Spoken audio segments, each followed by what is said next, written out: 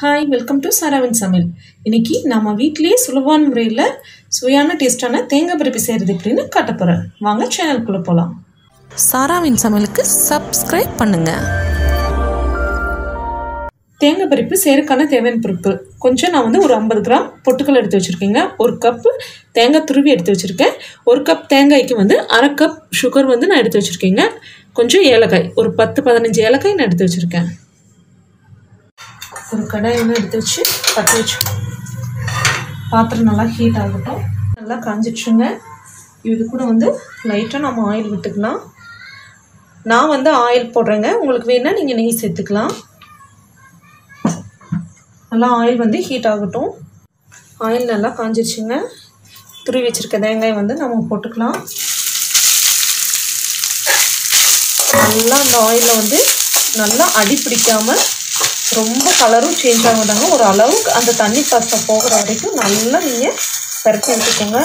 தேங்காய் வந்து கையில் துருவி எடுத்துக்கோங்க. உங்களுக்கு துருவருக்கு ரொம்ப கஷ்டமாக இருந்தால் நீங்கள் தேங்காய் தொட்டியில் கீட்டுலாம் போட்டு நீங்கள் தேங்காய் எடுத்து அந்த பிளாக் தோலெல்லாம் உரிச்சு எடுத்துகிட்டு மிக்சியில் போட்டு அடித்து எடுத்துக்கலாம். அதுவும் நல்லா ஈஸியாக இருக்குங்க.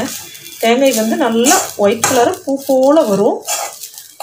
நல்லா அப்படியே கிளறி விட்டுட்டே இருக்குங்க, கை விடாமல் கிளறுங்க, இல்லைன்னா அடி பிடிச்சிக்கும். அடுப்பை வந்து சிம்லேயே வச்சுட்டு நல்லா அந்த ஈரப்பசை போகிற வரைக்கும் நல்லா கிளறி விடுங்க. அப்படியே பூவாட்ட உதிரி உதிரியாக வரணும் தேங்காய். நல்லா தேங்காய் வணங்கிடுச்சுங்க. நல்லா மணம் வர ஆரம்பிச்சிருச்சு. பாருங்கள் எப்படி உதிரி உதிரியாக அந்த எண்ணெய் பசை இதெல்லாம் போய் நம்மளுக்கு தேங்காய் பாருங்கள் உதிரி உதிரியாக இருக்குது, ஒன்றோட ஒன்று சேராமல். இந்த ஸ்டேஜில் வந்து நம்ம எடுத்து வச்சிடலாம் ஒரு பிளேட்டில். அடப்பு அணைச்சிருங்க.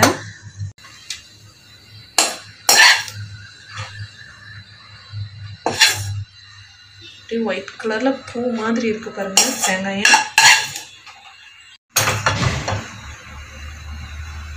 தேங்காய் நம்ம நல்லா வணக்கி எடுத்து வச்சிட்டோம். இப்போ வந்து அடுத்தது வந்து ஏலக்காய் வந்து நம்ம நல்லா பொடியாக நைஸாக அரைச்சி வச்சுக்கலாம். நான் ஒரு 10-15 ஏலக்காய் எடுத்துக்கிறேங்க. நம்ம ஆல்ரெடி எடுத்து வச்சுருந்தேன் அந்த சுகரே ஒரு ஸ்பூன், பெரிய ஸ்பூனில் ஒரு ஸ்பூன் சுகர் இது கூட ஆட் பண்ணி நல்லா நைஸாக அரைச்சி எடுத்துக்கிறேன். இப்போ மிக்சியில் போட்டு நம்ம அரைச்சிடலாங்க. பாருங்கள் நல்லா நைஸாக அரைச்சி எடுத்து வச்சுட்டேன். நான் சுகரையும் ஏலக்காயும் போட்டோம். ஒரு கடாய் ஒன்று எடுத்து வச்சுக்கலாங்க. கடாய் நல்லா காஞ்சிருச்சுங்க. இப்போது ஒரு கப் தேங்காய்க்கு நான் 3/4 கப் சுகர் எடுத்துருக்கேங்க. போட்டுக்கலாம். போட்டு கொஞ்சம் லைட்டாக புரட்டிக்கலாம். இப்போது 3/4 கப் சுகருக்கு வந்து நான் அரை கப் தண்ணி எடுக்க போகிறேங்க. நான் சுகர் எடுத்த கப்லேயே அரை கப் மட்டும் தண்ணி நீங்கள் ஆட் பண்ணால் போதும்.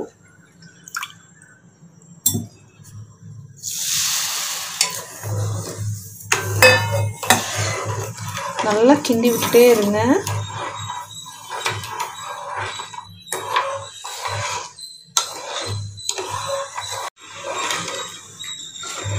இதுக்கு வந்து நல்லா நம்ம இந்த ஜவ் பதத்தில் வரணும்னு அவசியம் இல்லைங்க. ஒரு கம்பி அளவு வந்தால் போதும். ரொம்ப கெட்டியாகணும். இதில் குலோப் ஜாமுனுக்கு நம்ம எப்படி செய்கிறோம் அது மாதிரி பாவு இருந்தால் போதும். ரொம்ப கெட்டியாகணும்னு அவசியம் இல்லை. நல்லா கைவிடாமல் கிண்டி விட்டுட்டே இருக்கணும், இல்லைன்னா அடி பிடிச்சிரும். இது நான் கடை சுகருங்கிறதுனால இதில் வந்து டஸ்ட்டு வரக்கு வாய்ப்பு இல்லை. இதே ரேஷன் கடையில் நீங்கள் வாங்க சர்க்கரை யூஸ் பண்ணுற மாதிரி இருந்தால் அதில் வந்து டஸ்ட்டு அதிகமாக வருங்க.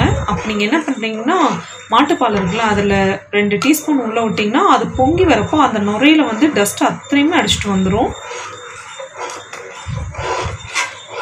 நல்லா பாருங்கள் சுகர் கரையுது. நல்லா கிண்டி விடுங்க.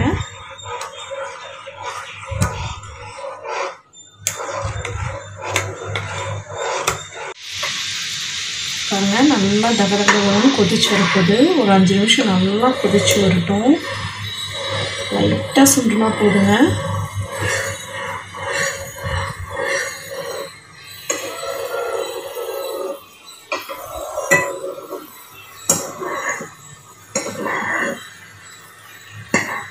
சுகர் நல்லா கரைஞ்சிருச்சுங்க.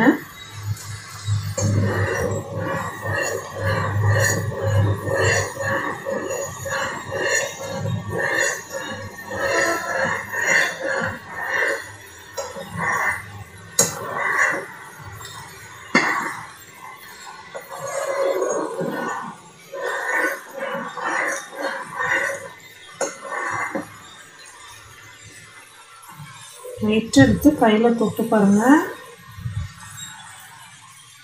இது ஒரு 5 நிமிஷம் ஆகணுங்க. இப்போ பாருங்கள், எப்படி கரண்டியில் தூக்கி விட்டிங்கன்னா உங்களுக்கு அப்படியே சொட்டு சொட்டாக வரும். இந்த பதத்தில் இருக்கக்கூடாதுங்க. நல்லா அப்படி கம்பியாட்டு ஒளியாரும். அது உங்களுக்கு தெரியலனா இப்படி லைட்டாக நம்ம விரலால் இந்த பாவை தொட்டு இது பண்ணிங்கன்னா பாருங்கள் எப்படி நூலாட்டம் வருது பாருங்கள். கம்பி பதத்துக்கு இப்போ வந்துடுச்சுங்க. இந்த ஸ்டேஜில் வந்து நம்ம அடுப்பை ஸ்லோ பண்ணிடலாம். ஸ்லோ பண்ணிவிட்டு இது கூட வந்து இப்போ நாம் வணக்கி வச்ச தேங்காயை ஆட் பண்ணிக்கலாம்.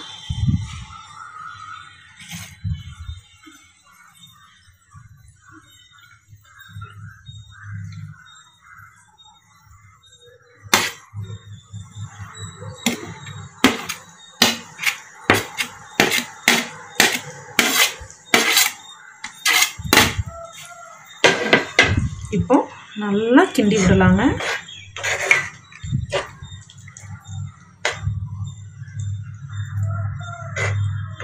நல்லா தேங்காயோட அந்த பாவெல்லாம் ஃபுல்லாக பிடிக்கிற மாதிரி கிண்டி விடலாம்.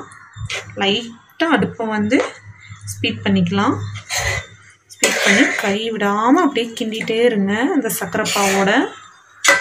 இந்த ஸ்டேஜில் வந்து நம்ம அரைச்சி வச்சுருக்க ஏலக்காய் பொடியை இது கூட சேர்த்துடலாம்.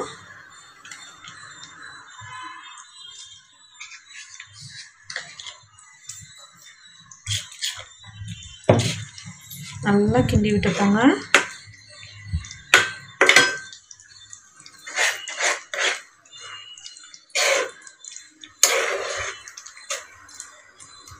நல்லா கலந்துருச்சு. இப்போ இது கூட வந்து நம்ம எடுத்து வச்சுருக்க பொட்டுக்கடலை. நான் இன்றைக்கி பொட்டுக்கடலை மட்டும்தாங்க போட்டிருக்கேன். உங்களுக்கு வேணுன்னா நீங்கள் நடக்கடலையும் கூட லைட்டாக வறுத்து சூடு பறக்க இது பண்ணி லைட்டாக மிக்சியில் போட்டு அதையும் 1க்கு 2 அரைச்சி நீங்கள் போட்டுக்கலாம்.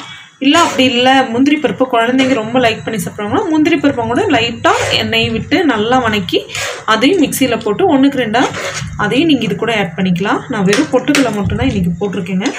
போட்டு நல்லா கிண்டி விட்டுட்டே இருங்க. எல்லாம் இதாகிடுச்சு. நல்லா அப்படியே கொதிச்சு வருது. இது 10லேருந்து 15 நிமிஷம் ஆகுங்க. லைட்டாக அந்த தண்ணியெல்லாம் பாவு தண்ணியெல்லாம் சுண்டுற அளவுக்கு நம்ம நல்லா கிண்டி விட்டுட்டே இருக்கணும். இப்படி தண்ணி விடுங்க கொஞ்சம் தேங்காய். இப்படி கிண்டிகிட்டே இருந்தீங்கன்னா அந்த வந்து கெட்டி பதத்துக்கு வர வரைக்கும் நம்ம கிண்டி விட்டுட்டே இருக்கணும். இப்போ தண்ணியாக இருக்குது பார்த்தீங்களா?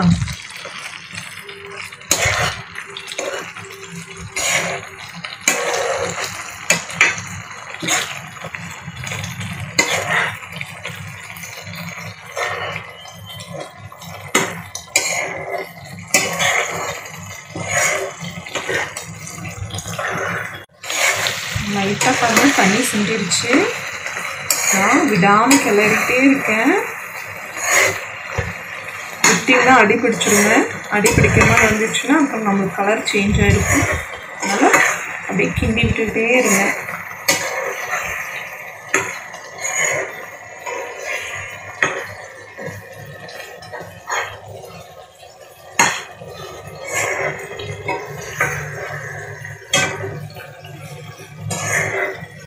பாருங்கள் நல்லா கரண்டு வந்துருச்சுங்க. இது எப்படி நீங்கள் கண்டுபிடிக்கணும், இப்படி போகிற கல்லையில் அமைக்கி விட்டிங்கன்னா அப்படின்னு நுரையாக நுரைச்சி வரும். அந்த ஸ்டேஜில் வந்து இது வந்து நல்லா நம்மளுக்கு திரண்டு வந்துருச்சுன்னு அர்த்தங்க. சர்க்கரை பாவு தேங்காய் எல்லாம் மிக்ஸ் ஆயிடுச்சுங்க. ஒரு 2 மினிட்ஸ் மட்டும் நல்லா பரட்டி விடுங்க.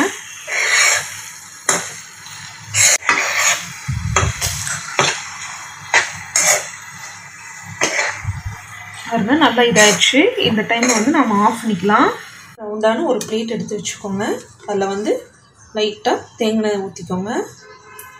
நான் தேங்காய் ஊற்றுறேங்க. நீங்கள் உங்களுக்கு வேணுன்னா நெய் நீங்கள் போட்டுக்கோங்க. போட்டு எல்லா பக்கம் நல்லா பரட்டி விட்டுக்கோங்க. இந்த மாதிரி ஆயில் நான் ஊற்றி பரட்டி வச்சுட்டேன். இது கூட நம்ம கிண்டி வச்சுருக்க தேங்காய் பருப்பி எடுத்து ஊற்றிக்கலாங்க.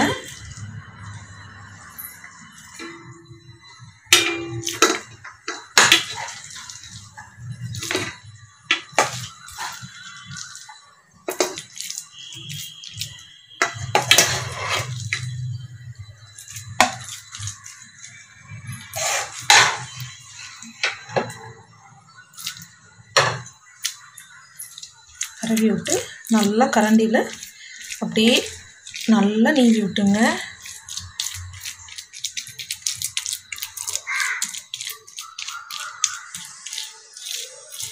நல்லா அழுத்தி விட்டுட்டுங்க. இப்போ ஒரு தட்டையான இந்த மாதிரி ஒரு இது கப் எடுத்து வச்சுட்டு அதில் லைட்டாக தேங்காய் எண்ணெய் போட்டுக்கோங்க. நல்லா அப்படியே ப்ரெஸ் பண்ணி விடுங்க. நல்லா அழுத்தி கொடுத்து இது பண்ணால் தான் பர்ஃபி நல்லா செட் ஆகும்.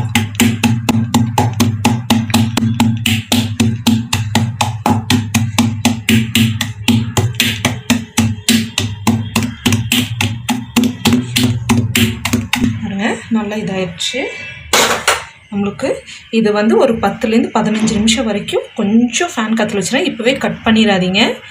நம்மளுக்கு கட்டாகி வராது. அதனால் கொஞ்சம் ஆறட்டும். ஃபேன் காற்றுல வச்சலாம். இப்படியே பாருங்கள், தொட்டு பாருங்கள், நல்லா ஒரு இறுகின இது வந்திருக்குங்க.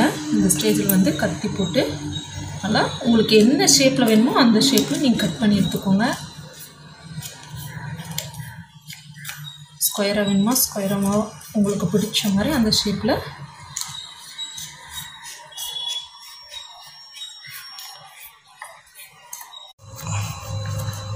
பாருங்கள். ஸ்கொயராக நான் கட் பண்ணி எடுத்துட்டேன். இந்த சூட்லேயே வந்து நம்ம அப்படியே கொஞ்சம் கொஞ்சமாக எடுத்து வச்சோம்னா பாருங்கள் எப்படி பாக்ஸாக எனக்கு வருதுன்னு,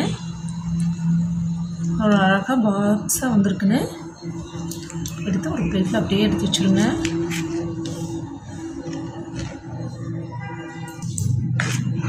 கத்தி அழகாக கீழால் விட்டு லைட்டாக மேலே தூக்கி விடுங்க, வந்துடும். ரொம்ப ஈஸியான முறைங்க இது.